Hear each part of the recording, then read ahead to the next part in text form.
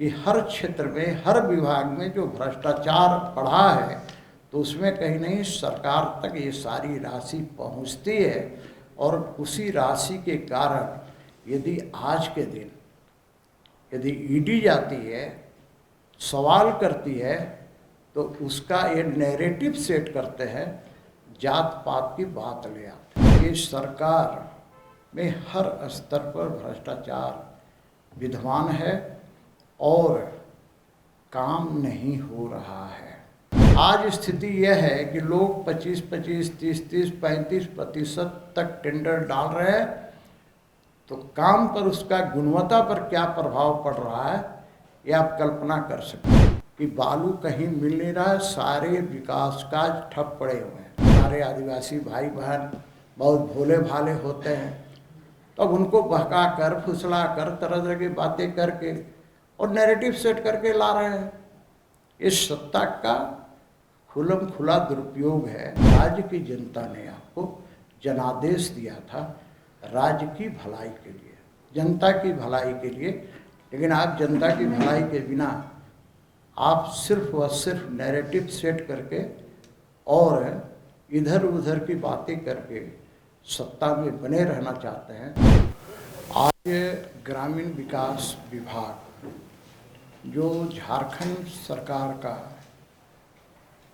एक विभाग है, तो उसकी नाकामियों के बारे में ग्रामीण विकास विभाग एक महत्वपूर्ण विभाग है जो ग्रामीण क्षेत्र में योजनाओं को गति देने का काम करती है, योजनाएं बनाने का काम करती है। लेकिन ग्रामीण विकास विभाग एक ऐसा विभाग है जहां पर यदि भ्रष्टाचार की प्रकाष्ठा देखें तो आपको मिलेगा ग्रामीण विकास विभाग। चाहे किसी भी क्षेत्र में आप देख लें, और यही कारण है अभी तक मात्र लगभग 47% राशि ही खर्च में दर्शाई गई है। दर्शाई गई का अर्थ यह होता है ये राशि सेक्रेटेरिएट से रिलीज कर दी गई है, लेकिन राशि का खर्च होना ये दर्शाता नहीं है। क्योंकि विभाग के अंदर, चूँकि मैं नगर विकास मंत्री रहा हूँ, तो मुझे जो अनुभव हुआ कि हमारे यहाँ से राशि नगर निगमों को दे दी जाती थी, वो हमारे खर्च में तो आ जाता था कि हमने इतनी राशि खर्च कर दी, लेकिन सच्चाई में ये होता है कि नगर निगम टेंडर करता है, फिर सालों उसको पूरा होने में लगते हैं। उसी प्रकार ग्रामीण विकास में टेंडर हो रहे हैं, लेकिन आपको जानकर आश्चर्य होगा कि टेंडर होने के बाद भी 6-6 महीना से ज़्यादा समय तक टेंडर को खोला नहीं जा रहा। खोला इसलिए नहीं जा रहा कि उनके मनचाहे ठेकेदार या जो पैसे नहीं दे रहे हैं। और यही कारण है कि आपने बड़ी चर्चा आप लोगों ने छापा भी है इसको किस्त बाई किस्त में, कि वीरेंद्र राम जी इसी विभाग के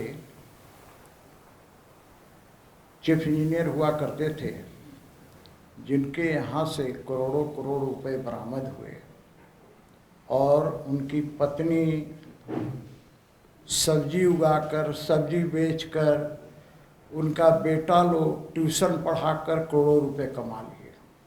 तो एक दृष्टांत है।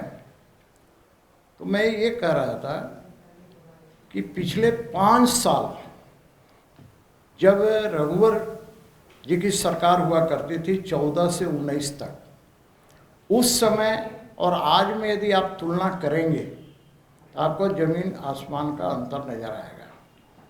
मनरेगा में आज के दिन क्या हो रहा है, मृत व्यक्ति भी मनरेगा का मजदूर हो गया है, उसको पेमेंट कर दिया गया। जो जेल में है वो उसे मनरेगा मजदूर बनाकर और उसका पैसा अधिकारियों ने ऐंठ लिया। डोभा निर्माण में क्या हो रहा है, डोभा निर्माण में ये हुआ है कि एक ही स्थान पर जेसीबी से डोभा का निर्माण कर दिया गया, पैसा निकाल लिया गया। कहने का तात्पर्य यह है, ये सरकार में हर स्तर पर भ्रष्टाचार विद्यमान है और काम नहीं हो रहा है। यदि हमारे 14 से 19 में, यदि थोड़े से आंकड़े में देना चाहूँगा कि 14 से 19 में आप देखेंगे कि बड़ा पुल हम लोगों ने 149 बनवाए थे। इस सरकार में बड़ा पुल बना ही नहीं। कभी कभी कुछ लोग तरह तरह की बातें करते हैं, लेकिन उसके अंदर मैं बताना चाहूँगा कि पिछले 5 साल में और उसके पहले 46,000 किलोमीटर ग्रामीण सड़क बना था, लेकिन 5 साल के अंदर 22,000 किलोमीटर ग्रामीण सड़क बना। 5 साल के अंदर हम लोगों ने बनवाया था। उसी प्रकार बागवानी मिशन हम लोगों ने शुरुआत किया था। बागवानी मिशन के तहत जो फलदार वृक्ष है उसको लगाना था ताकि ग्रामीणों का आय में वृद्धि हो। ये सारी की सारी चीज़ें बंद हो गई हैं। उसी प्रकार हम लोगों ने जोहार योजना शुरू किया था, उसके तहत भी कृषकों को लाभ होना था, आमदनी होना था। ये सारी की सारी चीज़ें बंद कर दी गई। उसी प्रकार सखी दीदी पहले 50,000 था। जब हमारी रघुवर दास के नेतृत्व वाली सरकार थी तो उसमें 2,26,000 सखी दीदी हुई। उसमें आपने सुना होगा, माननीय प्रधानमंत्री जी ने भी रानी दीदी की चर्चा किया कि जो ग्रामीण क्षेत्र में जो भी आवास बन रहे थे उसमें रानी दीदी, रानी मिस्त्री के रूप में काम कर रही थी। तो ये सारी चीज़ें चल रही थी। लेकिन आज स्थिति क्या है, इन सारी चीज़ों को यदि देखें तो प्रधानमंत्री आवास के लिए भी ग्रामीण क्षेत्रों में सारे काम बंद है। अभी मैं गांव गया था, क्योंकि पलामू जिला के विश्रामपुर थाना क्षेत्र अंतर्गत नौगढ़ा ग्राम का मैं रहने वाला हूँ। तो देखा सबका जो प्रधानमंत्री आवास बंद है। मैंने पूछा क्यों बंद है भाई? तो बालू नहीं मिल रहा है। एक जमाना था, याद कीजिए, जब इस राज्य के प्रथम मुख्यमंत्री के रूप में बाबूलाल मरांडी जी थे, उस समय बालू फ्री कर दिया गया था। कोई भी ग्रामीण बालू लेकर के अपने यूज में ला सकता है। आज स्थिति यह है कि बालू कहीं मिल नहीं रहा है, सारे विकास कार्य ठप पड़े हुए हैं। ये बीच बीच में सरकार जानबूझ कर करती है। और जो बालू ट्रैक्टर में 3,000 में मिल रहा था, वो आज के दिन 9,000 में भी नहीं मिल रहा है। तो बालू में भी खेला है। मैं एक दिन गया था, उस क्षेत्र बताने से आप लोग समझ जाएंगे। तो उस क्षेत्र में मैं गया था तो मुझे बताया गया कि यहाँ पर रकम बंधा हुआ है। एक ट्रक बालू में किसका किसका कितना हिस्सेदारी होगी, थाना सहित की बात मैं कर रहा हूँ। इसके कारण बालू महंगी होती है। और आपको याद होगा, स्मरण करें तो 14 महीना के शासन काल में जब माननीय मुख्यमंत्री के रूप में हेमंत सोरेन जी थे, तो क्या हुआ था, बॉम्बे की कंपनी को दे दिया गया था बालू का टेंडर। इतने दिनों से टेंडर इसीलिए अटका हुआ था, उन्हें सुपात्र पैसा देने वाले बड़े बड़े कंपनी वाले मिल नहीं रहे थे, और इसी के कारण से आज घाटों में टेंडर नहीं हुआ है, कहीं हुआ भी है तो काम नहीं कर रहे आज के दिन। कुल मिलाकर मैं इतना ही कह सकता हूँ कि आज ग्रामीण क्षेत्र के अंदर कोई काम नहीं हो रहा है। एक बात और मैं कहना चाह रहा हूँ, आपने सुना होगा कि सरकार ने टेंडर के अंदर पहले के ज़माने में एक फिक्स था कि 10% से कम में आप टेंडर नहीं डाल सकते हैं, यानी 10.1% आप नहीं डाल सकते हैं, 10% के अंदर डालना है। आज स्थिति यह है कि लोग 25-25, 30-30, 35% तक टेंडर डाल रहे हैं, तो काम पर उसका गुणवत्ता पर क्या प्रभाव पड़ रहा है ये आप कल्पना कर सकते हैं। दूसरी चीज़, विधानसभा के अंदर भी मैंने कहा था, यदि स्मरण करें कि टेंडर भी मैनेज हो रहा, बड़े बड़े टेंडर मैनेज होते हैं और बिना वहाँ चढ़ावा दिए हुए कुछ होता नहीं है। वो आज सारे के सारे चीज़ें दिख रही हैं। वैसी स्थिति में मैं इतना ही कहूँगा कि हेमंत सोरेन की सरकार पहले तो बहाने बनाती थी कि 20-21 में कोरोना हो गया, कभी कहती है कि केंद्र की सरकार राशि नहीं देती है, लेकिन केंद्र की सरकार जो राशि देती है उस राशि का भी उपयोग नहीं कर पाते हैं। और यही कारण है कि जो मैचिंग ग्रांट मिलता है इनको, ये खर्च नहीं कर पाते, उपयोगिता प्रमाण पत्र देते नहीं हैं। इसके कारण केंद्र सरकार राशि नहीं देती है। और मार्च के समय अंत में देखेंगे आप कि हमारे जो दक्षिण के राज्य हैं वो ज़्यादा से ज़्यादा पैसा अपने राज्यों में ले जाती है, इसलिए ले जाती है कि वो उपयोगिता प्रमाण पत्र देती है। तो ये बहाने, दो बहाने अक्सर करते रहते हैं कि हमारा पैसा केंद्र सरकार नहीं दे रही है, तो मैं तो आज चुनौती दे रहा हूँ। और चुनौती ये इस बात के लिए दे रहा हूँ कि आप बोलते 1,36,000 कभी 33,000 करोड़ रुपए नहीं दे रही है, तो आप पूरा निकालिए ना, किस मद में कौन सा केंद्र सरकार ने आपका पैसा रखा है, तब आपका पोल खुल जाएगा। इसलिए सिर्फ कहते हैं कि 1,00,000 इतना हजार करोड़ रुपए केंद्र सरकार नहीं दे रही है। केंद्र सरकार एक एक पैसा इनको देती है, लेकिन केंद्र सरकार के दिए हुए पैसा का ये हिसाब नहीं देते, जिसके कारण फिर आगे केंद्र सरकार पैसे नहीं देती है। तो आम जनता को भरमाने के लिए इस तरह के ये बयानबाजी करते हैं। इनका एकमात्र काम यह है कि हर क्षेत्र में, हर विभाग में जो भ्रष्टाचार बढ़ा है, तो उसमें कहीं नहीं सरकार तक ये सारी राशि पहुंचती है। और उसी राशि के कारण यदि आज के दिन यदि ईडी जाती है, सवाल करती है, तो उसका ये नैरेटिव सेट करते हैं, जात पात की बात ले आते हैं। आज आपने देखा होगा कि भोले भाले आदिवासियों को बहला फुसला कर, क्योंकि हमारे आदिवासी भाई बहन बहुत भोले भाले होते हैं, तब उनको बहका कर, फुसला कर, तरह तरह की बातें करके और नैरेटिव सेट करके ला रहे हैं। इस सत्ता का खुलम खुला दुरुपयोग है। मैं इतना ही कहना चाहूँगा कि राज्य की जनता ने आपको जनादेश दिया था राज्य की भलाई के लिए, जनता की भलाई के लिए, लेकिन आप जनता की भलाई के बिना आप सिर्फ व सिर्फ नैरेटिव सेट करके और इधर उधर की बातें करके सत्ता में बने रहना चाहते हैं।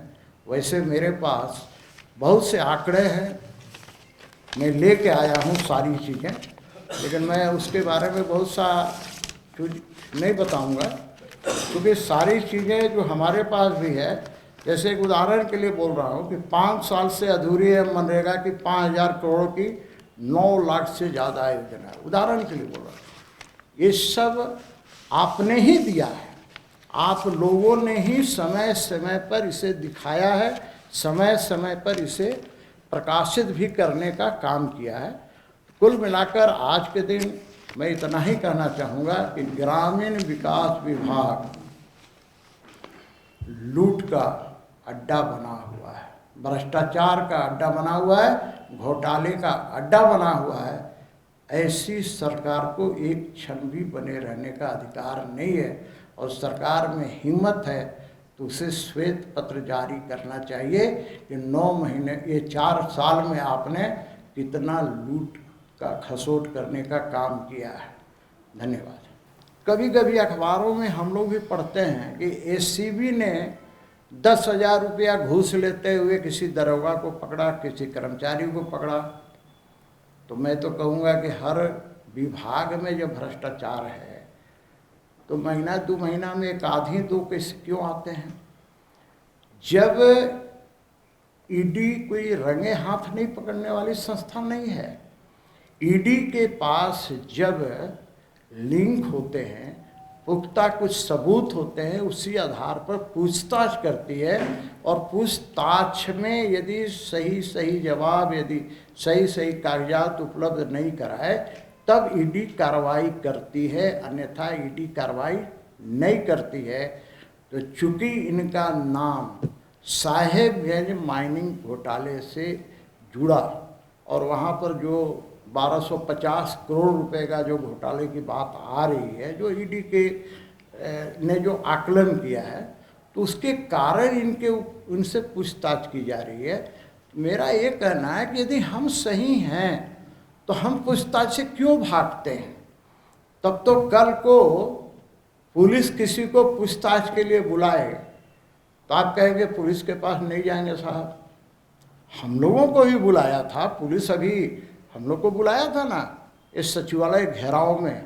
हम लोग तो थाना गए थे, थाना में बैठकर जो थाना प्रभारी थे और उनके जो अन्य सब इंस्पेक्टर थे, हम लोगों ने अपनी बातें बताई। तो हमें इस बात का क्या है कि मैं क्यों नहीं जाऊंगा? तब तो ये ईडी के पास नहीं जा रहे हैं, कल लोग कहेगा पुलिस के पास हम नहीं जाएंगे। तो मेरा ये कहना है कि सबके अपने अपने दायित्व और कर्तव्य हैं। काल की बात का अभी कोई अर्थ नहीं है। मैं अभी वर्तमान की बात कर रहा हूँ। कल क्या होगा वो उस समय का स्थिति परिस्थिति समय करेगा। क्योंकि कहा गया है, पांडे जी, कहा गया है कोई भी बात उचित समय पर, उचित स्थान पर और उचित व्यक्ति से करना चाहिए। तो ये समय अभी उचित नहीं है। ठीक है, मेरा आखिरी सवाल है, आपका टेंडर 30% किलो 40% किलो जा रहा है, ये तो आपकी सरकार के समय ही होगा। नहीं, बिल्कुल नहीं, मेरी सरकार के तो नहीं, ये हमारी रघुवर दास के नेतृत्व वाली सरकार के समय नहीं था। 10% ये बहुत जमाने से चला आ रहा था। ये हेमंत सोरेन की सरकार में हुआ है। आप एक कल्पना कीजिए ना, इसी बिल्डिंग को बनाना है, यदि कोई 30% लेस में देगा, 10% कॉन्ट्रैक्टर प्रॉफिट हुआ, 40% हुआ, विभाग का जो घूस हुआ, तो बिल्डिंग क्या बनेगा भैया जरा बता दीजिए आप। हो सकता है डीपीआर ही बढ़ा चढ़ा के बनाया गया हो कि अब ये देखिए, अब ये तो अलग विषय है। डीपीआर बढ़ा देंगे, आप कह दीजिएगा कि नहीं बिल्डिंग बने ही नहीं, ऐसे ही पैसा बढ़ जाए, वो अलग विषय है। लेकिन एक प्रैक्टिकल अप्रोच लेके मैं बता रहा हूँ कि भाई जहाँ 30% 25% लेस में जो टेंडर लेगा वो काम कैसा करेगा। और ये मैं देख रहा हूँ रांची शहर में भी कुछ जगह ऐसा हो रहा है, मैं देख रहा हूँ। और मैं उन चीज़ों को जब जाता हूँ और काम खराब होते हुए देखता हूँ तो मैं वहाँ पर पहुँचाने का भी एक विधायक होने के नाते, एक नागरिक होने के नाते मैं उचित स्थान पर करता भी हूँ। और मैंने किया है अभी 150 फीट नाली, 150 फीट नाली में कहा गया है ना कि कोई चीज़ करने के लिए अकल भी होना, नकल के लिए अकल भी होना चाहिए। तो मैंने देखा 150 फीट नाली में 2 जाली बनाकर देना था, 2 रड का। मैं देखा कि सिंगल रड में ही ढाल दिया। मैंने इंजीनियर को बुलवाया, असिस्टेंट इंजीनियर जूनियर, मैंने क्या हो रहा है, बोला गलत किया है। मैंने कहा कि 150 फीट नापिए और ये 150 फीट तोड़ करके फिर से बनाना। मैंने बनवाया तो ऐसा नहीं है, जहाँ के लोग जागरूक है वहाँ ऐसा काम हो रहा है। thefollowup.in. Like, share, and subscribe. www.thefollowup.in